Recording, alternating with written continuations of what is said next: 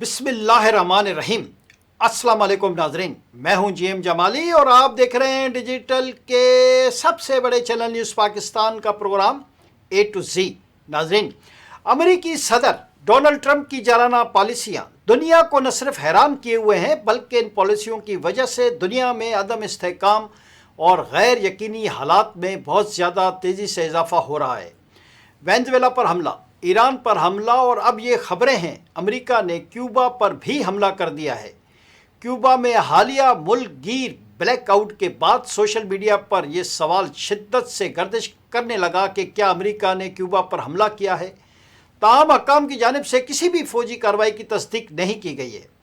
Cuba کے حکام کے مطابق پیر کے روز پورے ملک کا بجلی کا نظام اچانک بند ہو گیا، جس کے باعث 1 کروڑ سے زائد افراد اندھیرے میں ڈوب گئے۔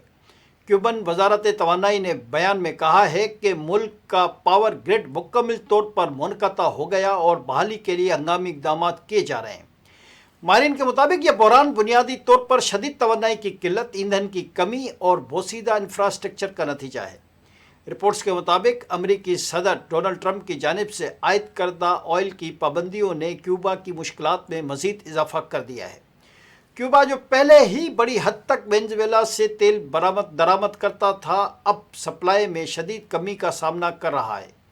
کیوبا کے صدر میگونل ڈیاز کینل کے مطابق گزشتہ 3 ماہ سے ملک کو تیل کی کوئی بڑی کھیپ موصول نہیں ہوئی، جس کے باعث متبادل ذرائع جیسے شمسی توانائی، قدرتی گیس اور تھرمل پاور پلانٹس پر انحصار بڑھ گیا ہے۔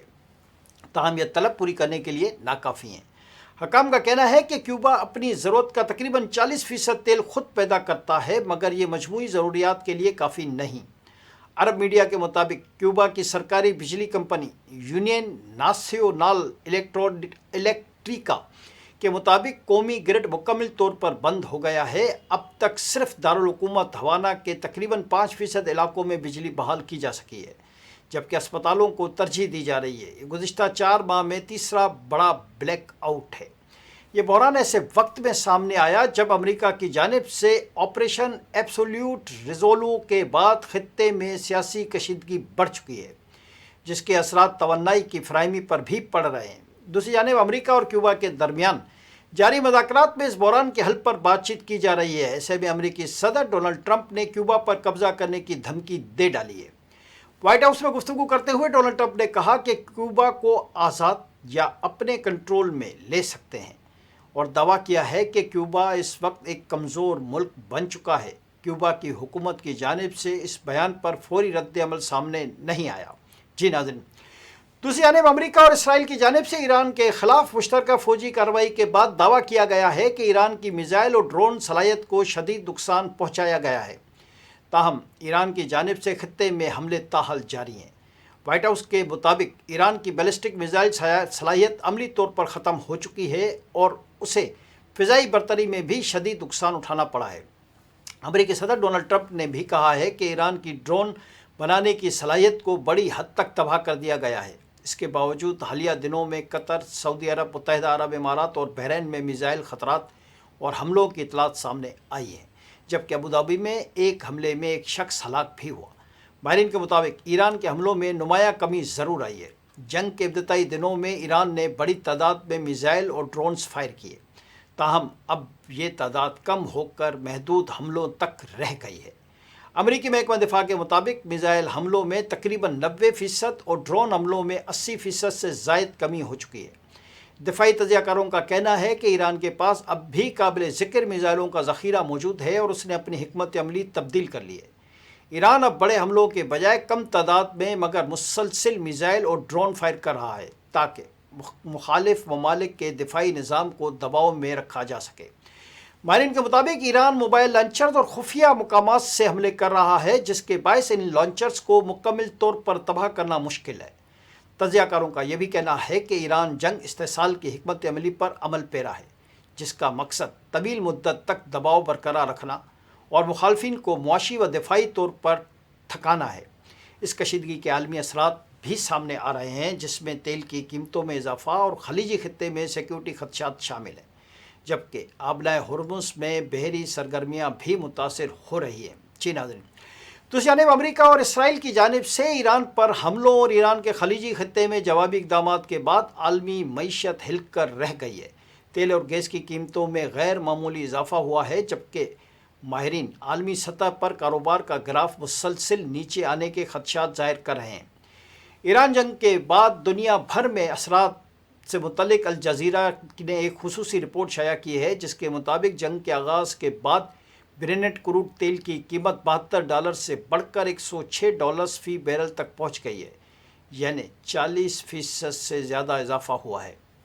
اسی طرح LNG یعنی قدرتی گیس کی قیمتوں میں تقریباً 60% اضافہ ہوا ہے۔ عرب میڈیا کے مطابق آبنائے ہرمز سے دنیا کا تقریباً 20% تیل گزرتا ہے۔ کشیدگی کے باعث تیل کی سپلائی متاثر ہوئی ہے، جس سے ایشیائی ممالک شدید دباؤ میں ہیں۔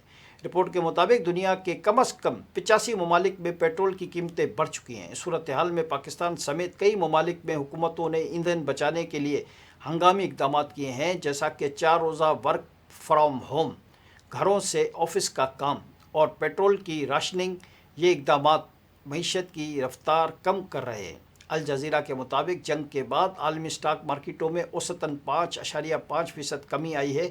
ایشیا کی مارکیٹیں سب سے زیادہ متاثر ہوئی ہیں، جبکہ امریکہ نسبتاً مستحکم رہا ہے۔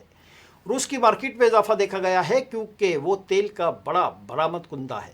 رپورٹ میں ماہرین کا کہنا ہے کہ تیل کی قیمتوں میں اضافہ مہنگائی کو بڑھا سکتا ہے۔ ماضی میں بھی ایسے حالات کے بعد عالمی کے ساتھ بازاری دیکھی گئی ہے۔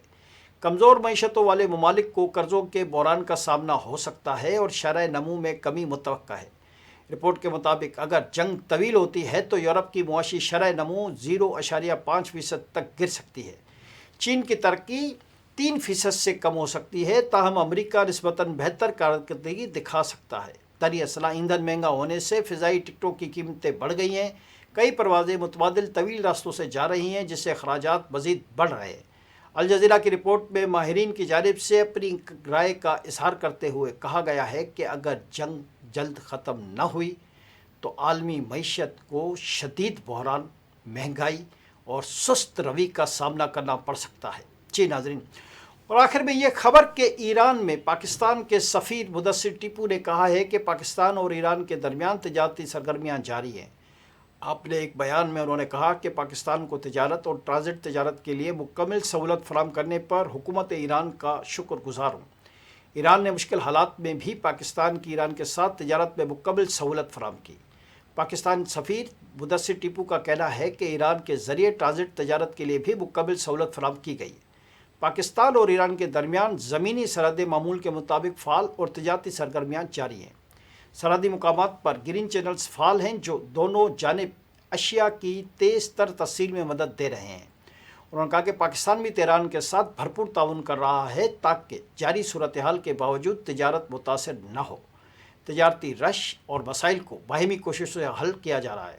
پاکستانی سفارتخانہ ایران اور پاکستان میں سرکاری و نجی اسٹیک ہولڈرز مسلسل ایک دوسرے سے رابطے میں ہیں۔ آج کے لیے اتنا ہی۔ اگلے پروگرام تک کے لیے اپنے میزبان جیم جمالی کو اجازت دیجیے۔ اللہ حافظ۔